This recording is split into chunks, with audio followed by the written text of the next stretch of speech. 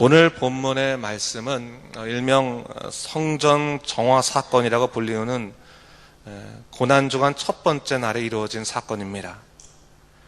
사실 성전 정화 사건은 예수님의 공생애 때 두 번 있었습니다. 그 첫 번째는 예수님께서 공생애를 시작하시면서 그렇게 시작하셨고, 그리고 두 번째는 예수님의 생애 마지막 일주일을 시작하면서 주님께서 행하신 것을 볼 수 있습니다. 주님께서 왜 이같이 성전 정화 사건을 두 번이나 하셔야 됐을까? 이것은 하나님을 향한 온전한 예배가 새로워지지 않는다면 인간의 모든 헌신이라고 하는 것은 무의미하기 때문입니다. 마음을 찢는 예배, 자기의 죄를 괴로워하며 오직 하나님의 은혜만 구하는 그 회개의 제사가 없다면 우리 삶의 진정한 변화는 일어나지 않습니다. 예배가 무력해지면 신앙은 무력해지는 것입니다. 예배가 형식적이 되거나 상업화되면 거기에는 영의 역사는 일어나지 않습니다. 오늘 주님께서는 바로 그것을 안타까워하시며 그 생의 마지막 일주일 첫 번째 사역을 성전 정화 사건을 통해서 우리에게, 너희가 예배가 바로 서지 않는다면, 예배가 회복되지 않는다면 너희 삶에 신앙의 놀라운 역사는 경험하지 못할 것이다 라고 하는 것을 가르쳐주고 있는 겁니다.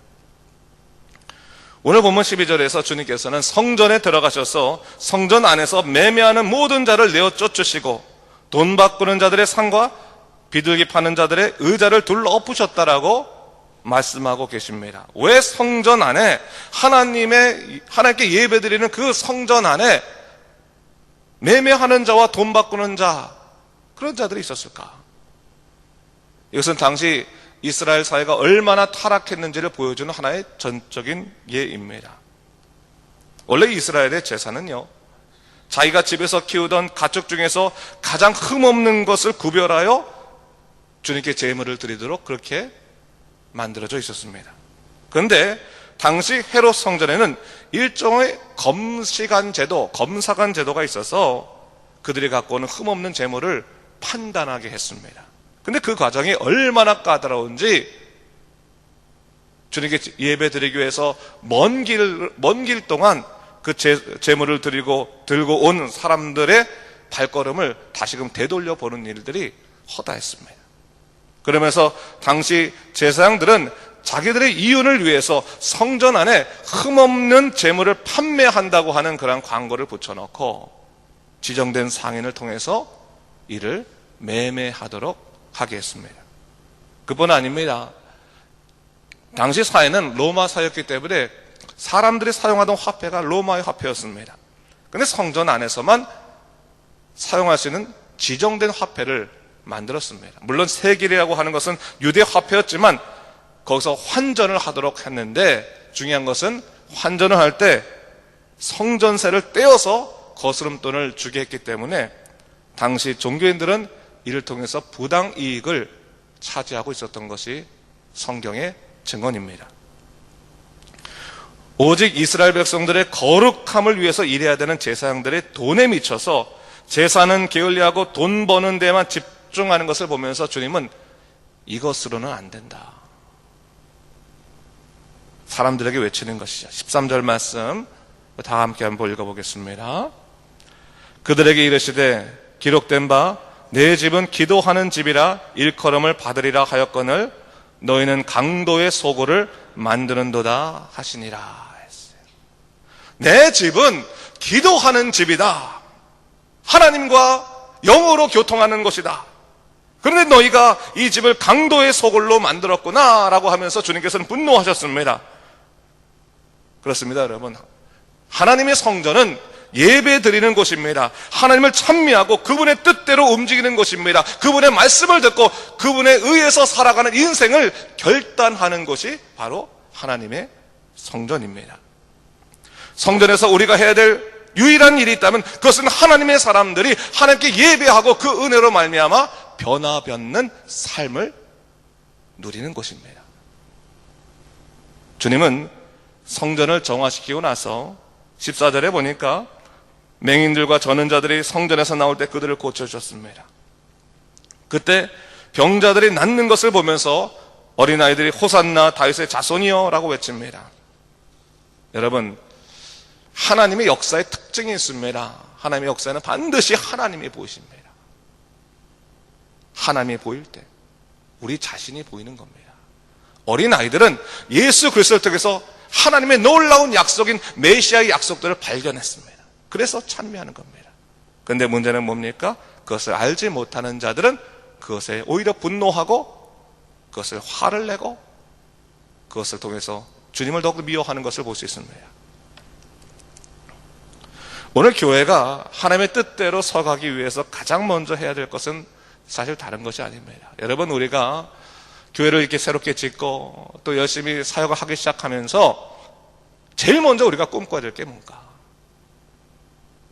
사람들이 많아져가지고 교회 사람들이 우글우글 하는 것이 그게 제일 첫 번째 우리의 목적인가? 그건 결과가 열매일 뿐인 거예요. 목적이 되어서는 안 되는 거예요. 우리의 목적은 뭔가? 하나님께 가장 신실한 예배를 드리기 위해서 성도들이 겸허해지는 것이 우리의 목적이 되어야 되는 거예요.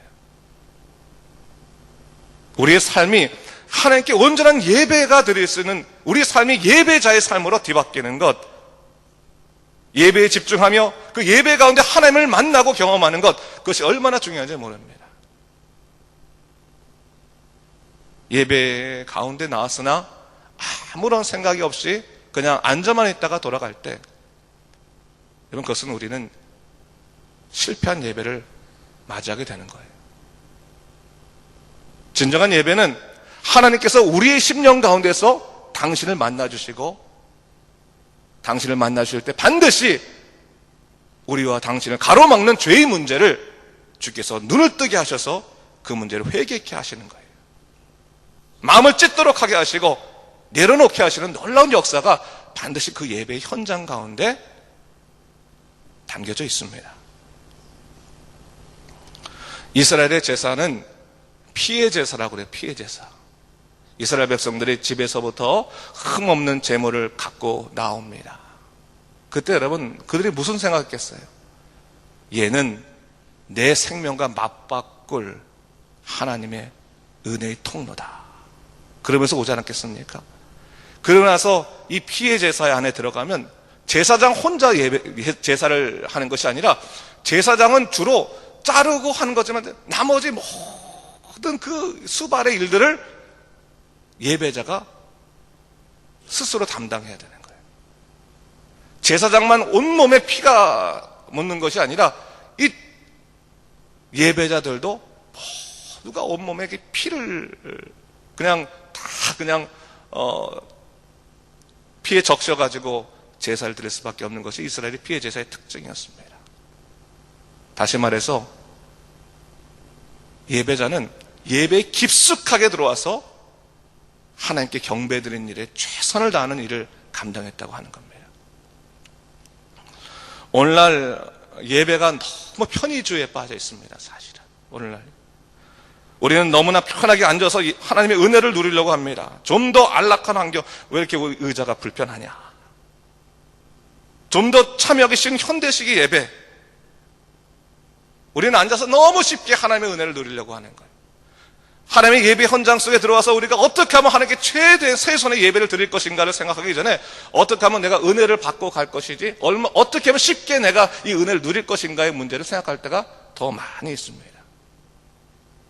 근데 여러분, 쉽게 은혜를 누리려고 할 때 우리 마음에 하나님의 영이 임재하지 않습니다. 우리가 정말로 하나님을 갈급하고 갈망하게 하나님을 찾고 만나려 할 때 성령께서는 이 갈망 안에 찾아오셔서 우리 마음 가운데서 하나님의 뜻을 부어주심을 믿으시 바랍니다. 제가요, 가끔가다 이런 생각을 합니다. 우리 파워포인트로 성경줄을 다 띄워주고 예배 순서도 다 띄워주고 하지 않습니까? 그러다 보니까 여기에 딱 서 있으면 여러분 안 보이실 것 같죠? 참 이상하게 여기 있으면 다 보입니다. 다 보여요. 다 보이는데 보다 보면 성경책을 안 피시는 분들이 제법 돼요. 성경책을 전혀 안 피시는 분들이. 근데 이것까지 뭐 안 피시면 안 피신 데까지 오케이. 안 갖고 오신 분들도 제법 됩니다. 아예 성경책이 필요 없어요. 어차피 교회에서 파워포인트를 띄워주니까. 근데 교회에서 파워포인트가 고장나는 날 되면요, 사람들이 다 패닉 상태인 거예요. 성경책이 없어요. 찬송도 못 불러. 성경도 그냥 가만히 앉아서 뭐 하고 있는 사람들이 제법 돼요. 집에서 올 때부터 내가 오늘 예배를 통해서 하나님을 만나고 하나님께서 내 마음 깊은 곳에 있는 죄의 문제를 해결해 주시고 내가 하나님 가운데서 정말 진실하게 하나님께 영광 돌리고 돌아와야겠다라고 하는 심령으로 오지 않고 교회 가면 다 준비됐겠지라고 하는 생각으로 올 때가 잘 적지 않은 겁니다. 근데 여러분, 예배의 첫 시작은 어디서부터 시작되는 거예요? 우리 집을 나설 때 하나님을 갈망하며 나의 죄의 문제 때문에 내 스스로가 고통스러워하며 하나님께 용서받기에 나오는 그 상한 심령에서부터, 그 간절한 갈망에서부터 시작된다는 사실을 우리가 잊지 말아야 되는 거예요. 그 간절한 갈망으로 앉았을 때 하나님께서는 성령으로 우리를 만나주시고 우리의 삶을 변화시켜 주시고 우리 심령 가운데 놀라운 복음의 은혜를 허락하심을 여러분 우리가 경험해야 될 줄로 믿습니다. 예배는 드려주는 것이 아니라 드리는 것입니다. 깊이 생각해 보십시오. 내가 하나님께 예배 드려주는 사람인가? 예배 드리는 사람인가? 제가 교회에 빠지신 분들 전화를 걸어요. 전화를 걸어서 집사님 지난주에 어디 못 나오셨습니다. 이렇게 전화를 걸 일이 혹시 있으면 그분께서 아이고 뭐 바쁜 일이 있었습니다. 다음 주엔 나갈게요 라고 얘기를 하는 거예요. 근데 그 다음 주에 또 못 나왔어. 카톡으로 집사님 못 나오셨네요. 바쁜 일이 있었습니다. 다음 주는 나가보도록 할 텐데 바쁘면 그 다음 주에는 꼭 나갈게요. 어떻게 보면 제가 가끔 그런 생각을 해요. 야, 내가 성도들에게 예배 나오라고 구걸하는 것 같다는 생각이 들어요. 하나님께서는 어떠실까? 예배 받기를 기뻐하시는 분이신데 이렇게 당신을 향해 나오는 예배를 우리가 마치 큰 인심이나 써가지고 하나님 내가 한 달에 한 번 예배 드려주겠습니다. 그건 아니거든요. 예배는 뭡니까? 우리가 죽을 수밖에 없는 우리의 믿음의 삶, 죽을 수밖에 없는 이 삶에서 믿음의 놀라운 역사를 다시금 경험함을 통해서 생명의 능력을 경험하는 것. 그것이 예배입니다. 예배. 우리가 구원받은 사람이지만 이 세상 속에 살아가면서 계속 이 죄의 문제에 우리가 직면할 수밖에 없는 거예요. 계속 우리 온몸이 더러워지고 우리 심령이 더러워지는 것을 경험할 수밖에 없어요.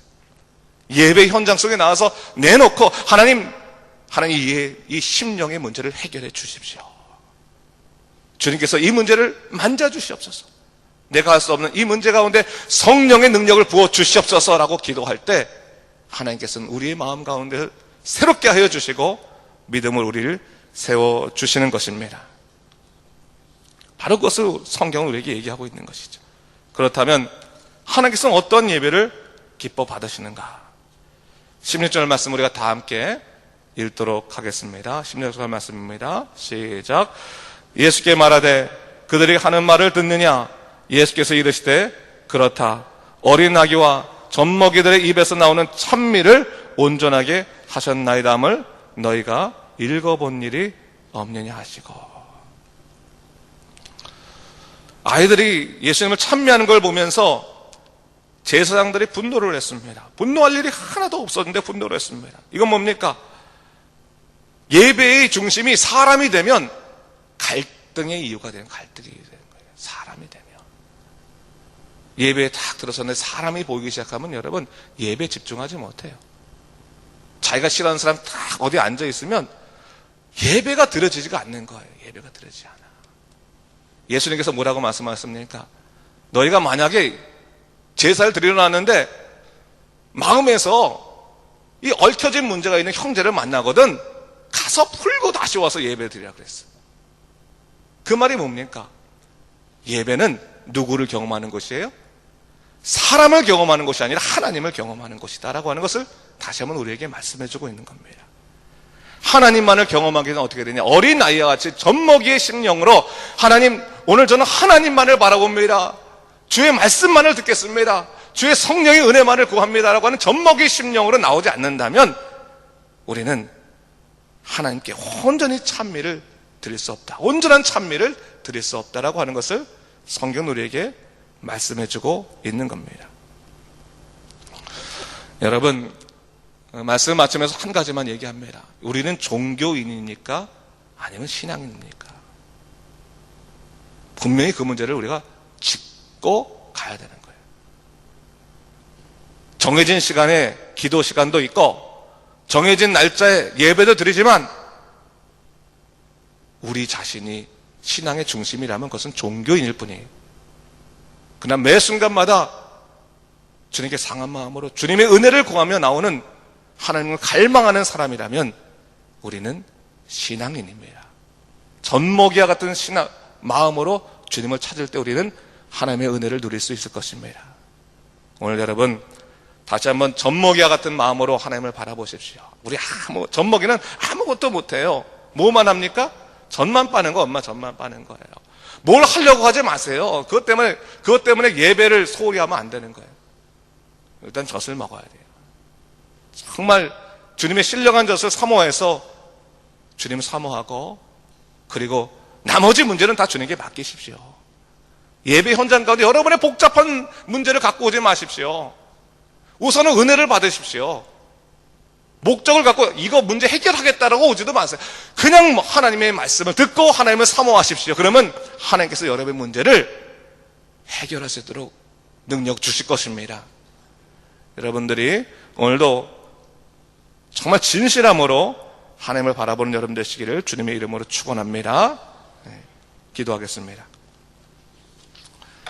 주 하나님 아버지 감사합니다. 오늘 아침에 이 사순절 이 기간에 주님께서 이 고난주간 첫 번째로 행하신 성전 정화 사건을 통해서 주님이 원하시는 것이 무엇인가를 다시 한번 우리가 보게 됩니다. 주여, 우리는 온전한 예배자입니까? 온전한 예배자가 될 수 있도록 인도하여 주시고 이 예배의 온전한 은혜를 통해서 하나님의 능력으로 살아가는 믿음의 삶 될 수 있도록 인도하여 주시옵소서. 오늘 이곳에 나온 모든 믿음의 사람들에게 하나님의 놀라신 은혜가 임할 수 있도록 인도하여 주시옵소서. 그들의 마음속에 하나님께 나아가는 것을 가로막는 모든 인생의 문제, 죄의 문제를 해결하여 주시고 하나님의 뜻대로 자유해지는 믿음의 삶을 허락하여 주시옵소서. 감사드리며 이 모든 말씀 우리 주 예수 그리스도 이름으로 간절히 기도드립니다. 아멘.